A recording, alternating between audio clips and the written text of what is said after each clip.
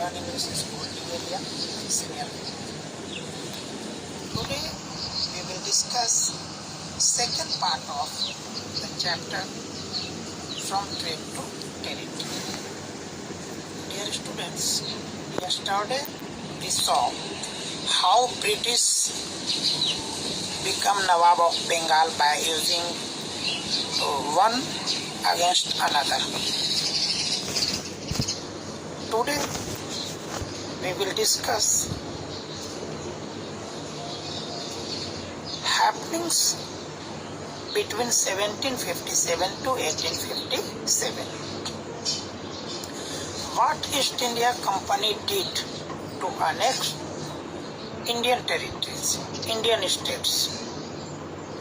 Whether they used army power or military to annex Indian state? No. They never used military power to annex Indian state. Then how they annexed Indian states without help of army? Dear student, East India Company utilized political, economic and diplomatic method. After Battle of Buxar, when Mir Qasim was defeated, British started appointing a resident in Indian state. What was work of Indian resident? Work of resident was to serve East India Company and to secure interest of East India Company.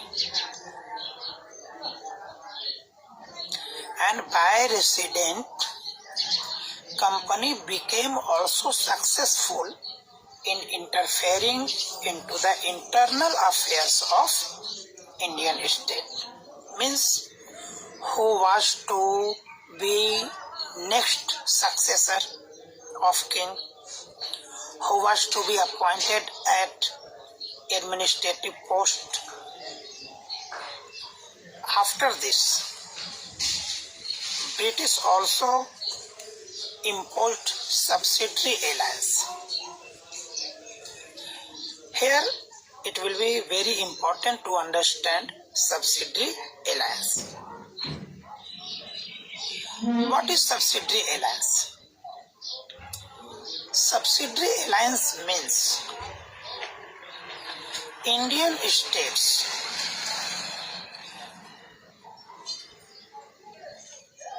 was not allowed to keep their own army.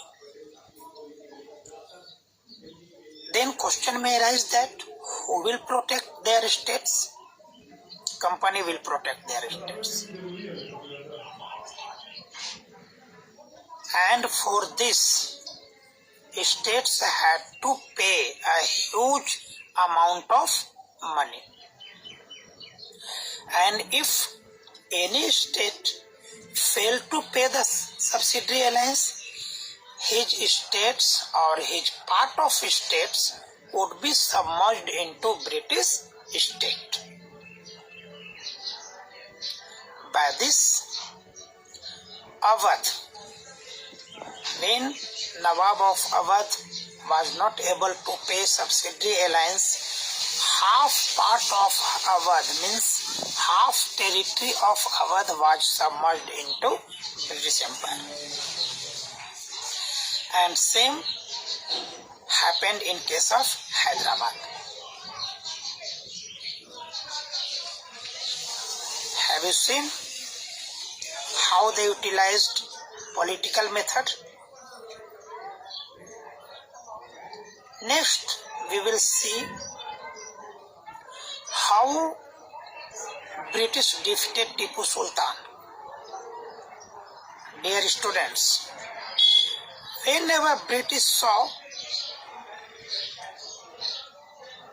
or whenever British notice danger for their interest. They utilize their political method or sometimes military also.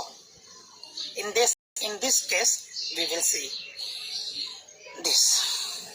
Tipu Sultan and Hyder Ali had control over Malabar coast, and from Malabar coast, British used to buy pepper, cardamom and sandalwood. Tipu Sultan stopped this business, and he also asked his merchant not to trade with British. And with the help of France, he also strengthened his army. But in this case, British strongly opposed Tipu Sultan. British considered Tipu Sultan as arrogant, ambitious and dangerous for British. So, British fought 4 wars with Hyder Ali and Tipu Sultan. In 1767 to 1769, 1780 to 84, 1790 to 92, and lastly in 1799. In 3 wars, Tipu Sultan and Hyder Ali fought bravely with British and defeated British. But unfortunately, in 1799, Tipu Sultan lost this war and he was killed by British. And subsidiary alliance was imposed over Mysore, and Vodiyar dynasty was given or made the ruler of Mysore. Can you understand how subsidiary alliance was imposed over Mysore? Dear students, listen very carefully how British defeated Tipu Sultan. British took help of Maratha and Nizam of Hyderabad against Tipu Sultan. Here you can notice how they implemented the policy of divide and rule. They used power of Maratha and Nizam to defeat Tipu Sultan. Now we will see how they defeated Maratha. In 3rd Battle of Panipat, 1767, British defeated Maratha. Maratha were divided into 4 states: Gaikwad, Holkar and Sindhia, and all these states held together in confederacy of Peshwa. Mahatji and Nana Fadnavis were 2 important Peshwa.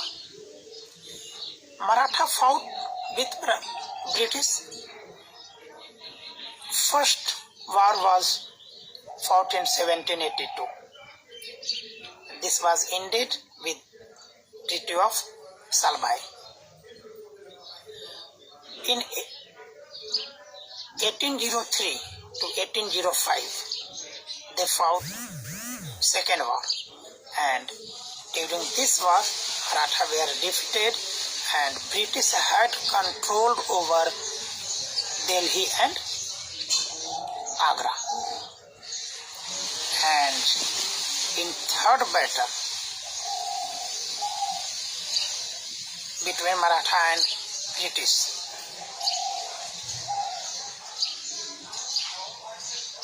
Maratha were defeated badly and Peshwa were sent on pension to Bittur near Kanpur. After defeating Maratha, now British had control over whole part of south of Vindhya.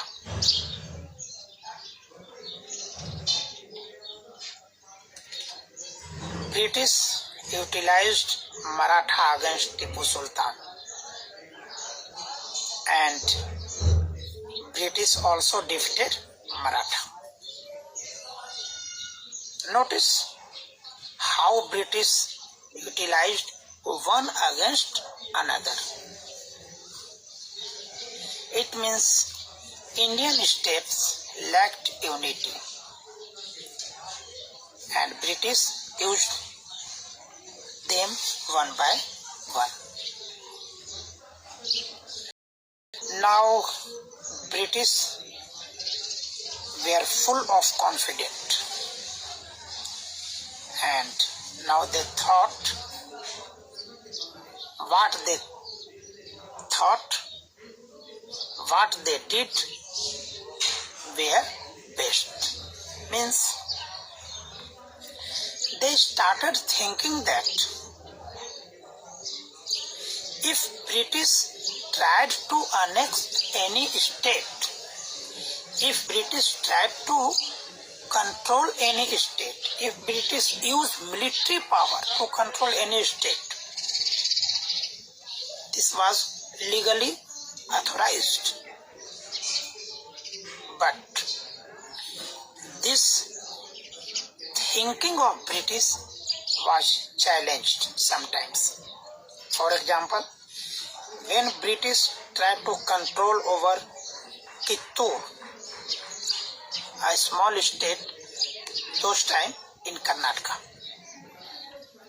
but Rani Chennamma took arms against British, and she fought bravely and led anti-British resistance movement. But she was arrested in 1824 and died in prison in 1829. But movement was not stopped. Her poor chowkidar, Rayanna of Sangoli, led this movement and challenged British, and you can say that not defeated but fought bravely, but he was also arrested and hanged in 1830. During this period, British also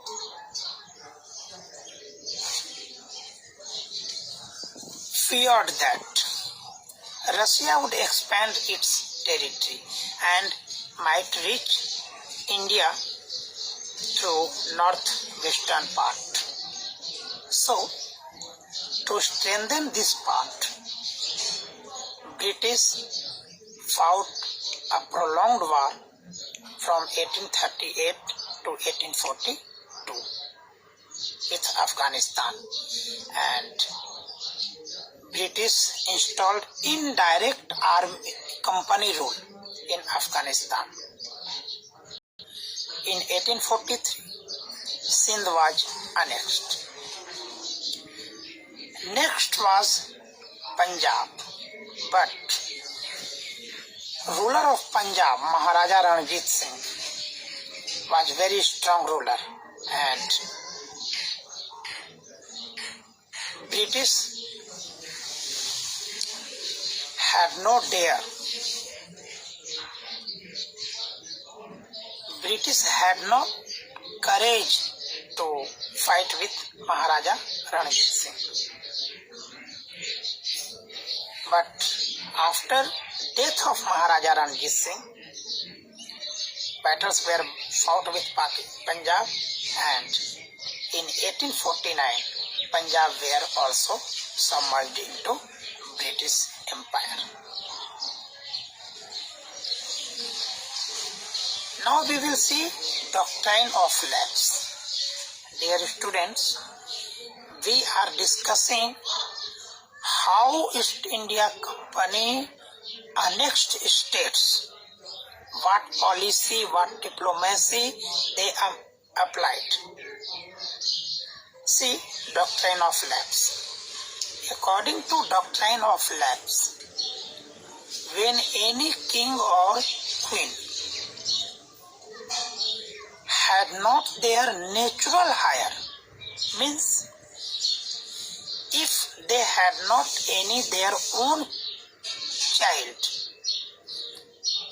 they were not allowed to adopt son or daughter, means their estates would be submerged into British Empire. And on the policy of, by the policy of doctrine of lapse, Satara, Jhansi, Awadh, so many states were submerged into British Empire. Students, see case of Awadh. Awadh had, what was condition? Condition was in absence of natural heir, but Awadh had his natural heir, but British annexed Awadh, claiming that Nawab of Awadh was unable to administer his estate well. So, on charge of malfunctioning, on charge of misadministration, Awadh, this was duty of British to control over Awadh for better administration. Now we will see administrative reforms. Dear students,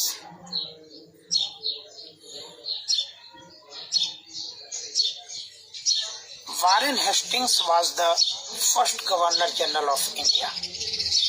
His time period was 1772 to 1785. He was one of the most important governor,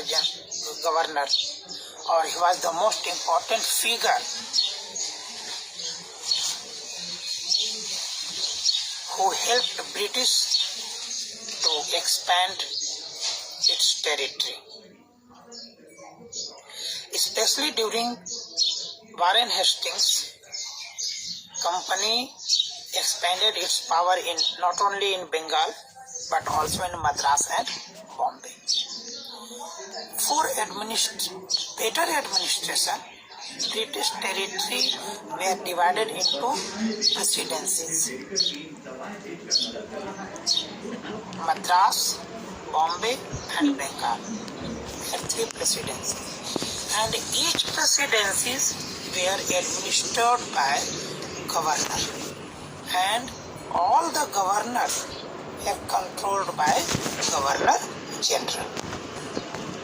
Warren Hastings imposed or implemented so many administrative reforms, especially in judiciary.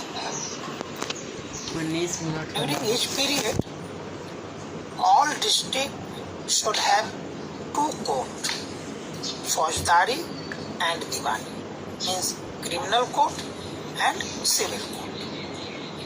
Civil court was looked after by collector, but criminal court was still in control of Mufti and Qazi, but they were also supervised by collector. See, during this period, this was very difficult to dispense justice because each religion had their own laws, and Pandit or Maulvi appointed for explanation of laws They had great differences in their opinion about laws. So, Warren Hastings appointed 11 Pandit to compile a digest with the help of Dharmashastra, and this was translated into English by N.B. Halhed. On the same basis, Muslims were also asked to compile their digest. Students, see Warren Hastings, how he reformed administration. He also made important rules and regulations. He made collectorate very powerful, and Warren Hastings under 1773 Regulating Act, Supreme Court was established in Kolkata. Collector was able to administer the district with the help of judges, police and darogas.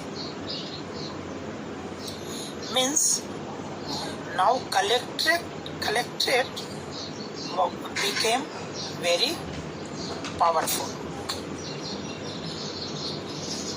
Next one is company army.